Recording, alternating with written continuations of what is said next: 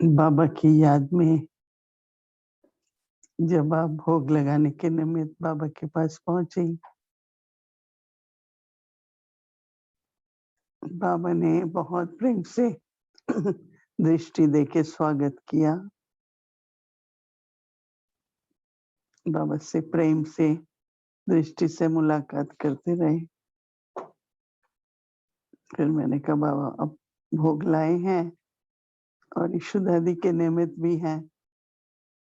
तो बाबा ने बहुत प्रेम से भोग स्वीकार किया और फिर बाबा ने ईशु दादी को भी भोग स्वीकार कराया। बाबा ने कहा ईशु दादी को कि आपने सबके दिल को जीता हुआ है। सब आपको बहुत दिल से प्यार करते हैं। तो ईशु दादी मुस्कुरा रही थी। फिर बाबा ने कहा देखो बाबा ज्ञान देते हैं तो ज्ञान समझ है, परंतु यूज तो आप लोगों को करना होगा ना।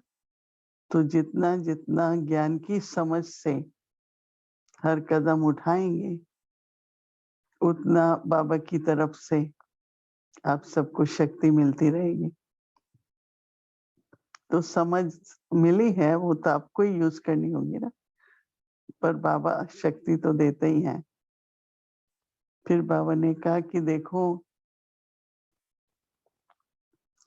जितना जितना अच्छा योग होता है उतना हल्कापन रहता है, क्योंकि अंदर में जो अलॉय है वो जैसे कि पिघलती जाती है तो बोझ हल्का होता जाता है।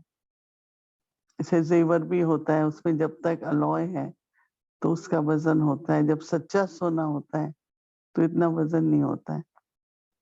तो बाबा ने कहा कि जितना याद में रहेंगे बहुत हल्कापन रहेगा। तो फिर बाबा ने कहा देखो ईशु दादी पवित्र तो थी, वो तो सभी बहुत हैं, कन्या थी आई, बहुत पवित्र जीवन रहा, लेकिन पवित्रता के साथ साथ उनमें बहुत ज्यादा अंदर में दिल में सफाई थी और सच्चाई थी। बहुत साफ दिल थी, हर एक के प्रति उनको बहुत स्नेह था। किसी के प्रति कोई भी जैसे भंडारे में देते हैं कौन कम देता है ज्यादा देता है, नहीं, ईशु दादी बहुत बहुत सच्चे दिल से सबको प्यार करती थी। और उसके साथ साथ सफाई तो थी पर सच्चाई भी थी। कभी भी किसी भी कारण से उन्होंने अपनी सच्चाई नहीं छोड़ी। योग युक्त तो थी पर साथ में युक्ति युक्त भी थी, क्योंकि जितना जितना सही रूप से योग युक्त होते हैं उतना युक्ति युक्त भी होते हैं। फिर बाबा ने ईशु दादी को कहा कि आपको कुछ कहना है। तो बाबा ने ईशु दादी ने कहा आपने तो सब कुछ कह दिया। फिर भी ईशु दादी ने जो भी सेवादारी उनकी बहनें भाई थे बोला उन सबको मेरी याद देना और कहना आप लोग निश्चिंत रहो, समय होता है पाठ पूरा होता है तो आत्मा को अपना पाठ बजाने जाना होता है। तो आप लोग बिल्कुल ही कोई भी संकल्प नहीं करो, खुद को ईश्वरी सेवा में बिजी रखो, ऐसा कह के उन लोगों के प्रति याद प्यार दिया। Was offering bhog for Ishu Dadi.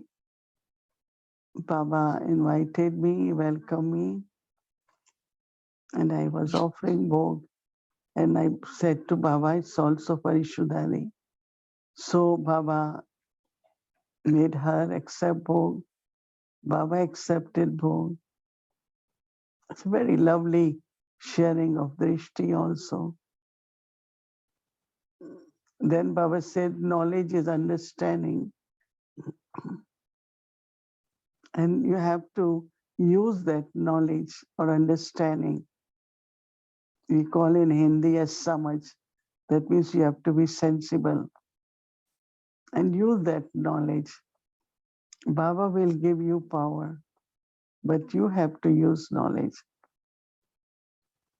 And then Baba said, as much you all remain in yoga, the alloy will be removed.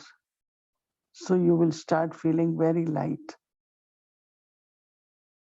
So just be in good yoga. So then Baba said for Ishudadi that it's not just purity, but her heart was very clean and she was truthful,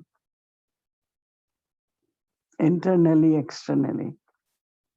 Was not only in yoga, but also was knowing how to be yukti yukt, means to use the right methods at the right time.